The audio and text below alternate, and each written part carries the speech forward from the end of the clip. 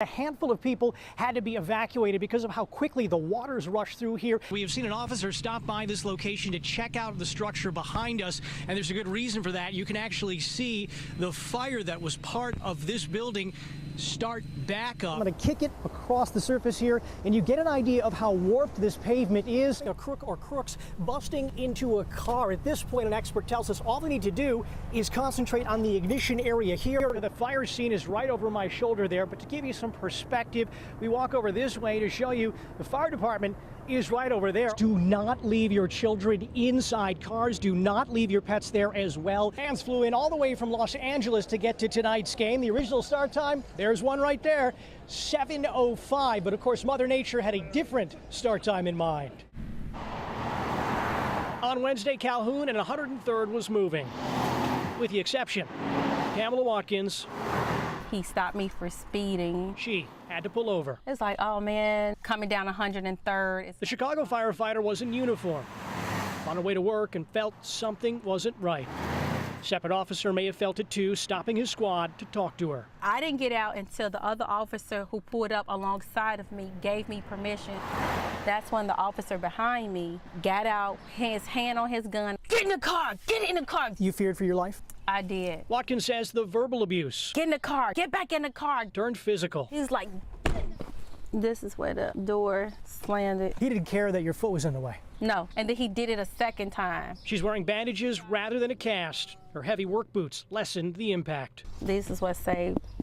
Should this cop be on the streets? No. She would know. For more than 16 years, Watkins was a Chicago police officer who also pulled over cars. I work with some really great police officers. According to the Citizens Police Data Project, the veteran officer in question received at least 17 complaints and was disciplined at least once since 2011. We all are not bad. We all do not condone this behavior.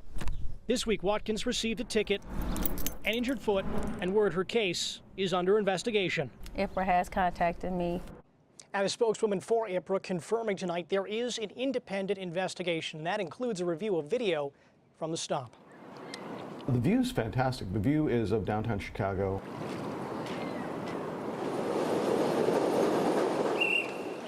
After the rush, a rush hour.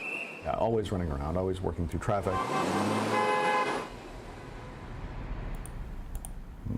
Daisy Arashiba settles into his two-bedroom, 1.5-bath apartment. The comic actor and musician calls this home and home office for, What, 7 years? but this year he discovered his nest Was that a falcon? expanded unexpectedly. Well, I'm sure you know the Chicago Housing Authority's like, that's not a legal bedroom out there in the balcony.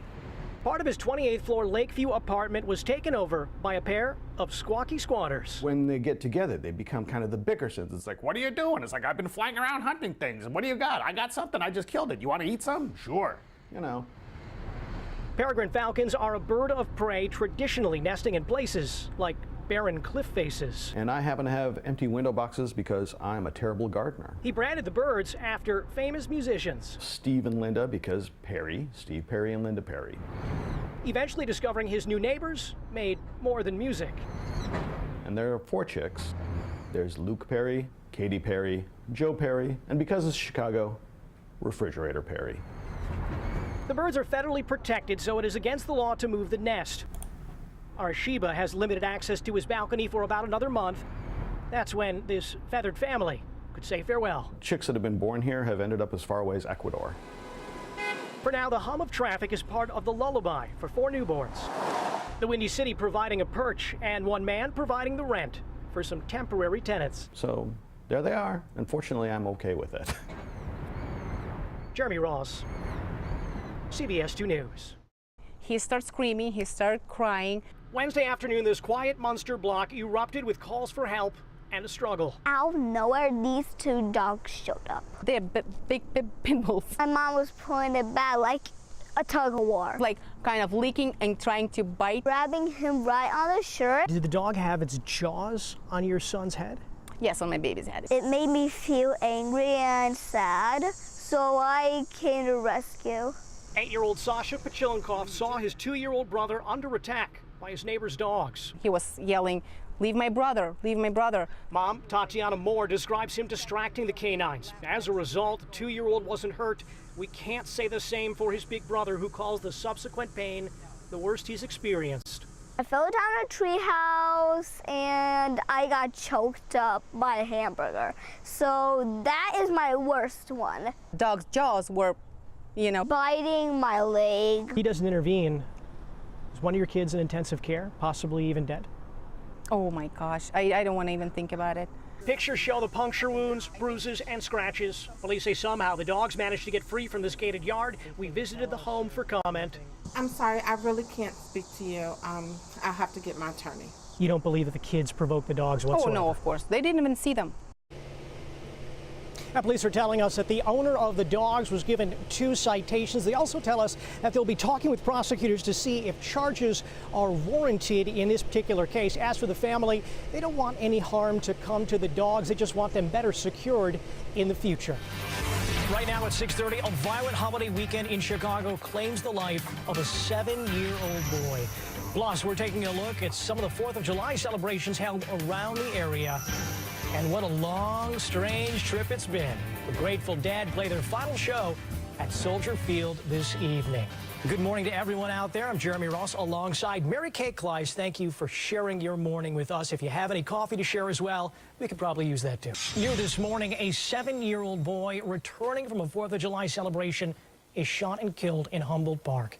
Police say he and another victim were standing on the sidewalk near Harding and Thomas just before midnight when shots were fired.